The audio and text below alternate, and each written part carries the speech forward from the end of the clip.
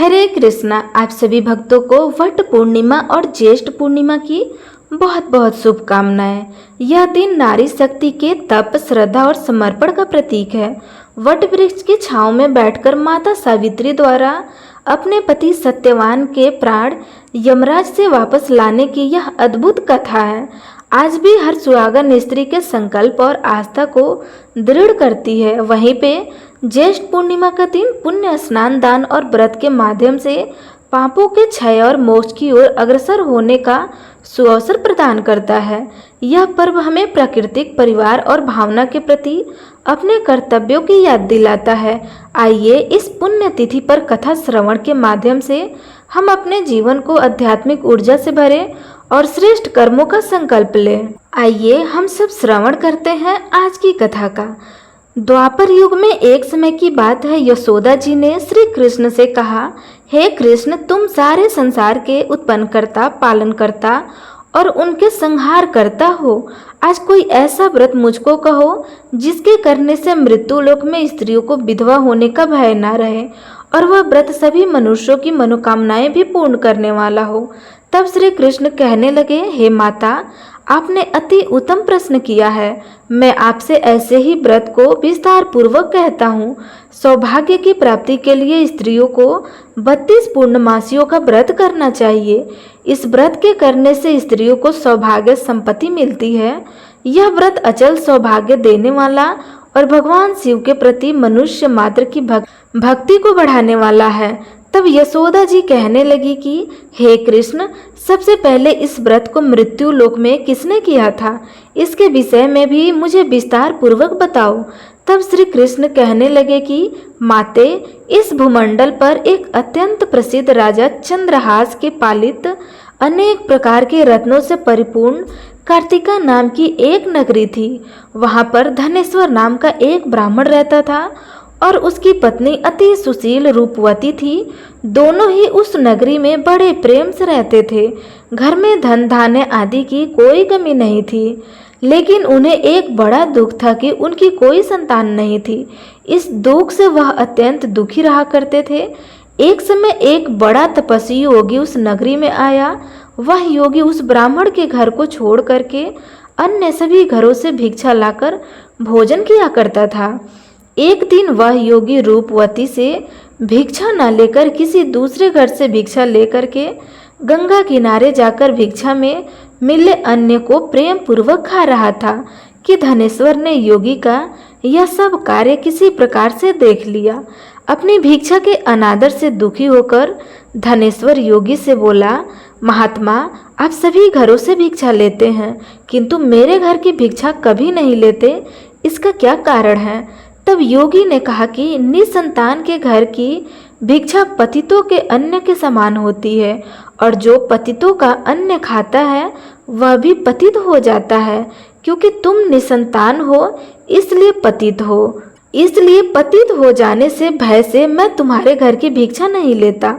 तब धनेश्वर यह बात सुन करके अपने मन में बहुत दुखी हुए और हाथ जोड़कर योगी के पैरों में गिर पड़े और बिनती स्वर में कहने लगे कि हे महात्मा, अगर ऐसा है तो आप ही मुझे पुत्र प्राप्ति का कोई उपाय बताइए। आप तो सब कुछ जानने वाले हैं, मुझ पर यह अवश्य ही कृपा कीजिए। धन की मेरे घर में कोई कमी नहीं है, किंतु कोई पुत्र न होने के कारण मैं अत्यंत दुखी हूँ। आप मेरे इस दुख को दूर करें। यह सुनकर योगी कहने लगे, हे ब्राह्मण, तुम देवी चंडी की आराधना करो। फिर घर आकर उसने अपने पति से सारा वृतांत कहा और खुद तपस्या करने के लिए वन में चले गए। वन में जाकर उसने देवी चंडी की उपासना की और उपवास किया। चंडी देवी ने 16वें दिन उसको स्वप्न में दर्शन दिए और कहा, हे धनेश्वर, जा तेरा पुत्र होगा, परंतु वह सिर्फ 16 वर्ष की आयु में ही उसकी मृत्यु हो जाएगी। अगर तुम दोनों पतित 32 पूर्णमासियों का व्रत विधि पूर्वक करोगे तो वह दीर्घ आयु होगी। जितनी तुम्हारी सामर्थ्य हो, आटे के उतने दिए बनाकर शिव जी का पूजन करना, किंतु पूर्णमासी को 32वीं संख्या पूरी हो जानी चाहिए। प्रातःकाल होने पर इस स्थान के पास ही तुम्हें आम का एक वृक्ष दिखाई देगा। उस पर चढ़कर तुम एक फल तोड़कर जल्दी अपने घर ले जाना और अपनी पत्नी से सारा वृतांत कहना। ऋषि स्नान के बाद वह स्वच्छ होकर श्री गणेश जी का ध्यान करके उस फल को खा लेंगी। तब शंकर भगवान की कृपा से उसको गर्भ ठहर जाएगा।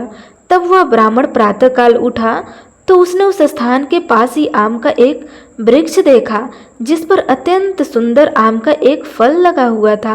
ब्राह्मण ने उस आम के वृक्ष पर चढ़ करके फल तोड़ने का बहुत प्रयास किया, किंतु वृक्ष पर कई बार प्रयास करने पर भी वह चढ़ नहीं पाया। अब तो ब्राह्मण को बड़ी चिंता हुई। तब वह विघ्न विनाशक श्री गणेश जी की वंदना करने लगा कि हे दयानिधे, आपने भक्तों की विघ्नों का नाश करके उनके मंगल कार्यों को करने वाले दुष्टों का नाश करने वाले, रिद्धि सिद्धि के देने वाले आप मुझ पर कृपा करें। प्रभु, मुझे इतना बल दे कि मैं अपने मनोरथ को पूर्ण कर सकूं। इस प्रकार सच्चे मन से गणेश भगवान की प्रार्थना करने पर वह भगवान की कृपा से वृक्ष पर चढ़ गया। वृक्ष पर से फल तोड़कर उसने घर आकर अपनी पत्नी को वह फल लाकर दिया और उनकी पत्नी ने अपने पति के कहे अनुसार उस फल को खा लिया और वह गर्भवती हो गई। देवी चंडी की असीम कृपा से उसे एक अत्यंत सुंदर पुत्र प्राप्त हुआ जिसका नाम उन्होंने देवीदास रखा था। माता पिता के हर्ष और शोक के साथ वह बालक शुक्ल पक्ष के चंद्रमा की तरह अपने पिता के घर में पढ़ने लगा। देवी की कृपा से वह बालक बहुत ही सुंदर, सुशील और विद्या में बहुत निपुण हो गया। देवी की आज्ञा अनुसार उनकी माता ने 32 पूर्णमासी का व्रत रखा आरंभ कर दिया जिससे उनका पुत्र बड़ी आयु वाला हो जाए। 16वां वर्ष लगते ही देवीदास के माता पिता को बड़ी चिंता हो गई कि कहीं उसके पुत्र की इस वर्ष मृत्यु न हो जाए। इसलिए उन्होंने अपने मन में विचार किया कि अगर यह दुर्घटना उनके सामने हो गई तो वे कैसे सहन कर सकेंगे। इसलिए उन्होंने देवीदास के मामा को बुलाया और कहा, हमारी इच्छा है कि देवीदास 1 वर्ष तक काशी में जाकर विद्या अध्ययन करे और उसको तुम अकेले कभी मत छोड़ना। इसलिए तुम साथ में जाओ और 1 वर्ष के बाद इसको वापस लौटा कर लाना। सारा प्रबंध करके उसके माता पिता ने काशी जाने के लिए देवीदास को एक घोड़े पर बिठाया और उसके मामा को उसके साथ कर दिया। किंतु बालक के अल्प आयु होने की बात बालक को या उसके मामा को नहीं पता था। धनेश्वर ने अपने पत्नी के साथ मिलकर अपने पुत्र की मंगल कामना और दीर्घ आयु के लिए देवी भगवती की आराधना और पूर्णमासियों का व्रत आरंभ कर दिया। इस प्रकार बराबर 32 पूर्णमासी का व्रत पूरा किया। कुछ समय बीतने के बाद एक दिन वह दोनों मामा और भांजे रास्ते में रात बिताने के लिए किसी एक गांव में ठहरे हुए थे। उस दिन उस गांव में एक ब्राह्मण की अत्यंत सुंदर, सुशील, विदुषी और गुणवती कन्या का विवाह होने वाला था। जिस धर्मशाला के अंदर वर और उसकी बारात ठहरी हुई थी उसी धर्मशाला में देवीदास और उसके मामा भी ठहर गए थे। संयोगवश कन्या को तेल आदि चढ़ाकर मंडप आदि का कर्म किया गया तो लग्न के समय वर को धनुवर्ता हो गया। वह हिलने डुलने और चलने में बिल्कुल असमर्थ हो गया। तब वर के पिता ने अपने परिवारजनों से परामर्श करके निश्चय किया कि यह देवीदास मेरे पुत्र जैसा ही सुंदर है, मैं इसके साथ ही लगन करा दूंगा और बाद में विवाह के सभी कार्य मेरे पुत्र के साथ हो जाएगा। ऐसा सोच करके देवीदास के मामा से जाकर वह बोला कि तुम थोड़ी देर के लिए अपने भांजे को हमें दे दो जिससे विवाह के लग्न का सारा कार्य पूर्ण हो जाए। तब उसका मामा कहने लगा कि जो कुछ भी मधुपर्क आदि कन्यादान के समय वर को मिले वह सब हमें दे देना, तो मेरा भांजा इस बारात का दूल्हा बन जाएगा। यह बात सुन करके वर के पिता ने स्वीकार कर ली और तब मामा ने अपना भांजा वर बनने को भेज दिया और उनके साथ विवाह के सभी कार्य रात में विधि पूर्वक संपन्न हो गए। पत्नी के साथ वह भोजन नहीं कर सका। दुखी मन से वह सोचने लगा कि न जाने यह कैसी स्त्री होंगी। वह एकांत में इसी सोच में पड़ा था कि उसकी आंखों में आंसू भी आ गए। तब उसकी पत्नी ने पूछा कि क्या बात है, आप इतने उदासीन और दुखी क्यों हैं? तब उसने वह सारी बातें बताई जो वर के पिता उनके मामा से कही थी। वधू को बात की, तब वह वधू कहने लगी कि यह ब्रह्म विवाह के विपरीत कैसे हो सकता है। देव, ब्राह्मण और अग्नि के समान मैंने आपको ही अपना पति बनाया है, इसलिए आप ही मेरे पति हैं। मैं आपकी ही पत्नी रहूंगी, किसी अन्य की बिल्कुल नहीं। तब देवीदास ने कहा कि ऐसा मत करो, क्योंकि मेरी आयु बहुत थोड़ी है। मेरे मरने के बाद तुम्हारी क्या गति होगी, इस बात को अच्छी तरह सोच लो। परंतु वह वधू दृढ़ विचार वाली थी, बोली कि जो आपकी गति होगी वह मेरी भी होगी। स्वामी, आप उठिए और भोजन कीजिए, आप निश्चय ही भूखे होंगे। तब देवीदास और उसकी पत्नी ने मिलकर भोजन किया और रात में वे सो गए। प्रातःकाल देवीदास ने अपनी पत्नी को 3 नगों से जुड़ी एक अंगूठी और एक रुमाल दिया और बोला, प्रिय, इसे संकेत समझकर रख लेना और शांत हो जाओ।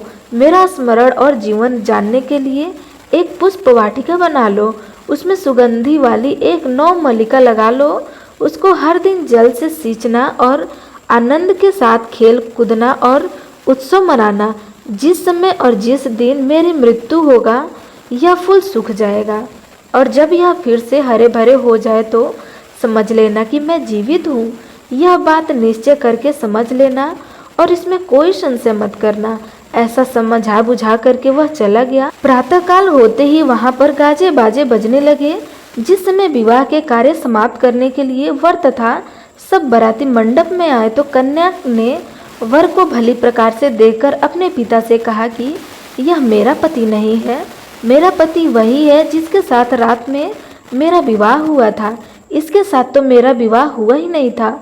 अगर यह वही है तो बताए कि मैंने इसको रात में क्या कहा था और रात में हमारे बीच में क्या गुप्त बातें हुई थी, वह सब बताई। पिता ने उसके कहे अनुसार वर को बुलाया। कन्या की सारी बातें सुन करके कहने लगा कि मैं कुछ नहीं जानता। इसके बाद वह लज्जित होकर अपना समूह लेकर चला गया और सारी बारात भी अपमानित होकर वहां से लौट गई।